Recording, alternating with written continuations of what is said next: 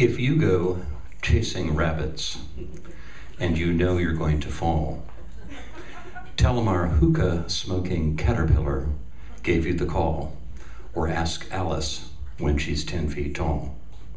Yes, I was an acid head in high school, but I lived in Indiana, so give me a little bit of a break. Plus, Jesus, I mean, the Beatles were doing acid. The Doors were named by Huxley's book, so, you know, lose it. Anyhow, I saw a picture of me at a Jefferson Airplane concert in Bloomington, Indiana, and my first reaction was, you shouldn't let children do acid, because I looked like I was about 12. But I do remember seeing in the clouds something that I only recognized 2 years later when I saw a Mayan calendar. And it reminded me of what I'd seen before I'd ever seen a Mayan calendar. At least I think that was going on. Okay, so I decided to go to Indiana University. I'm there for a scholarship interview. And I finished the interview, did pretty well. And then I dropped some acid and go to the Screaming Gypsy Bandits dance. Screaming Gypsy Bandits had a woman that sang opera who would lay on the floor and sing through a vacuum cleaner tube. The light show was a something from Moby Dick, I think. But it was cool because I felt really anxious. You know, the rules are, I knew from high school you have to ask someone to dance, they dance with you. And here it didn't matter. It was free dancing. And it was like a huge release of anxiety, so it was great. And then I ran up to the big-ass library, which is like 10 stories tall, white limestone, and I'm sitting at the bottom of it going, wow, wow. But that was my life. This was the repository of knowledge and intelligence, the world of mind that I wanted to live in, so that's what I wanted to do. So I did. I went to Indiana, took courses on Buddhism and meditation, took a course from the religious studies department called Varieties of Religious Experience. We read William James, we read all this stuff. Took courses in anthropology, finally settled on psychology because I thought that's what most of the other stuff I was doing should be.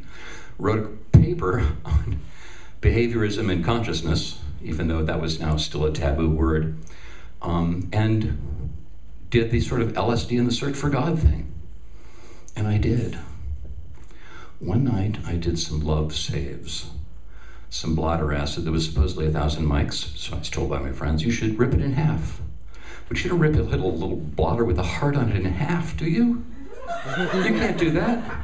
So I took the whole thing.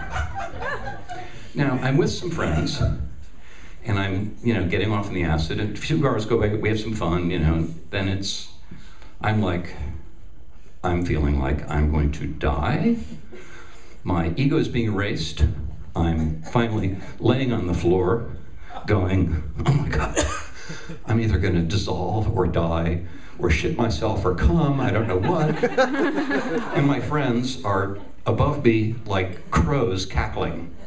So I decide, the setting is important to acid, it's safe.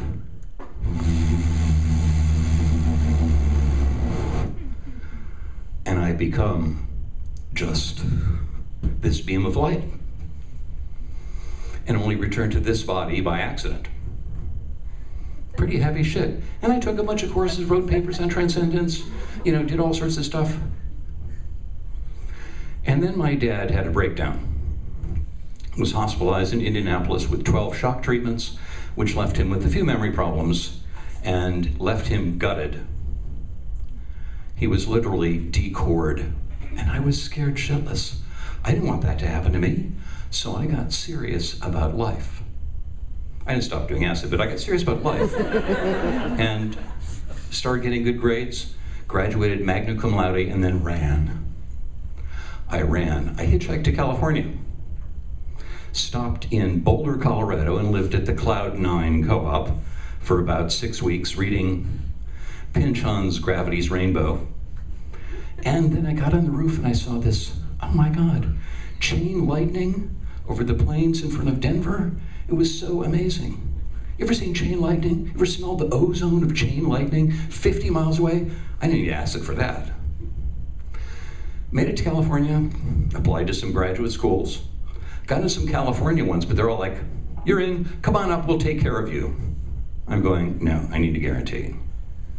I could have studied with Charles Tart, who did all the altered states of consciousness stuff at the time, but too much. So, fast forward.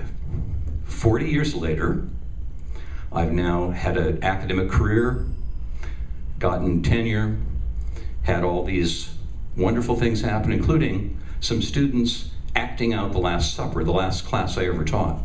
But these two psychonauts, students of mine, I didn't know about this till later, turned me on to a book by Michael Pollan called How to Change Your Mind, which is all about the psychedelic revolution, the psychedelic renaissance. There's research being done on it now, helping alcoholics, helping depressives.